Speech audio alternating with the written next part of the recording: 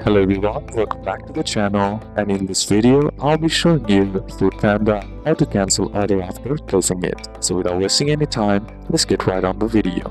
In order to cancel order after placing it in Foodpanda, then what you need to do first is simply head over and open up your Foodpanda application. And once inside, be sure to be logged into your account as well. And once logged into your account, what you need to do in order to cancel is simply tap on the account icon on the bottom right corner of the screen. Once inside, you'll find an orders tab right here. Simply select that. And once you're inside the orders, here what you need to do is find the current order you want to cancel. Then if you see the order, simply tap on it and you'll find an option that says cancel order button. Simply tap on that. And now, once you tap on it, you'll have to choose a reason and confirm cancellation. Once done, you'll see cancellation confirmation is successful. Note that this option usually appears before the restaurant or vendor accepts or starts preparing the order, so keep that in mind as well. If that doesn't work, then what you can do is go back to the account page, then scroll down and tap on Help Center. Once you're inside the Help Center, here you'll find an option that says Get Help with My Orders. Simply tap on that, and now here what you need to do is select your current order and start an in-app chat with support.